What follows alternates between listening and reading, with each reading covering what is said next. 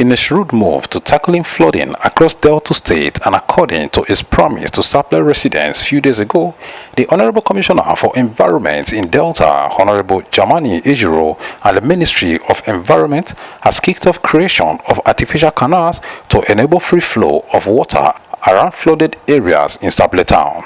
This is coming just days after the Commissioner, alongside the Chairman of Delta State Oil Producing Areas Development Commission, Desopadek, Chief Barrister John Obukokonani, went on an on-the-spot assessment of flood-ravaged areas in Sapele and block canals to get first-hand knowledge of the situation following cries from residents. The Commissioner, while addressing newsmen, did promise immediate action as enshrined in the more agenda of the working governor of Delta State, Right Honorable Sheriff Oborowori, to curtail flooding in Delta. The Ministry of Environment on Thursday, 31st July 2025, led by the Commissioner, has kicked off the flood control measure by erecting artificial canals at Okribaga area to Share Road by His Majesty School, Sapele, to create free flow of water down to Unmanned Village, Rakpa area straight to Uton River. Exercise kicked off in the early hours as the Commissioner was on ground to supervise proceedings to make sure that proper job is done.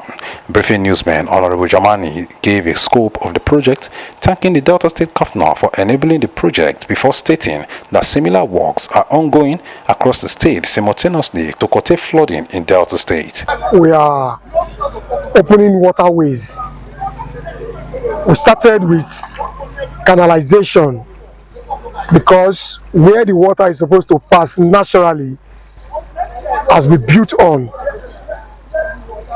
So it's either we demolished people's property or dig artificial canal. You can see we started artificial canal from Okribaga. We've taken it through Share Road. And from Share Road, we met another obstruction, which is, there is one school there called His Majesty. The school encroached on the canal, and we have no other option than to remove the fence, which we've done, so that we can get free flow of water. You can see this artificial canal we take the water from Amukbe behind the Just Motel Road Aziz, the Flourish Road Aziz, to Bianopa Grammar School. We take those water from that area through this artificial canal, and there is a culvert at the Share Road. We've successfully opened the culvert. The water will go through that culvert. The water will find its way to Unmanned Village, from there to Ojolukana. Those places will be cleared also to Rakpa. The Rakpa, we also saw an intruder, somebody built on the waterway. So we're going to bring that place down so that we can get access, free access to Oton. Oton has been opened. Oton is almost like the discharge point. Oton has been opened. So once the water comes straight, you will discharge at the river Ethiopia.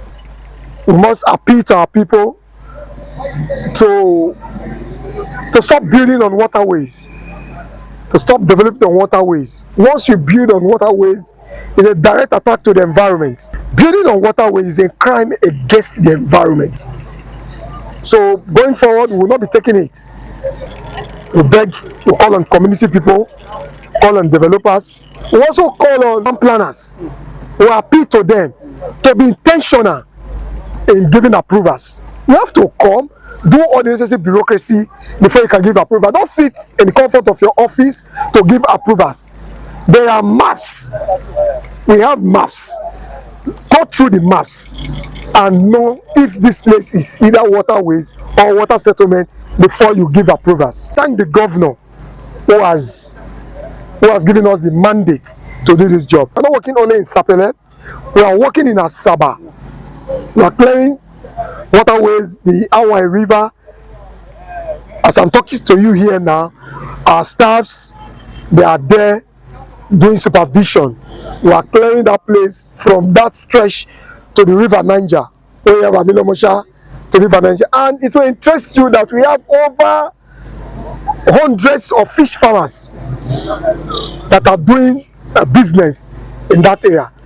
And you know the other part, once the place is overwhelmed with water, the water enter into the fish farm, and those people they can't so many loss when it comes to flooding.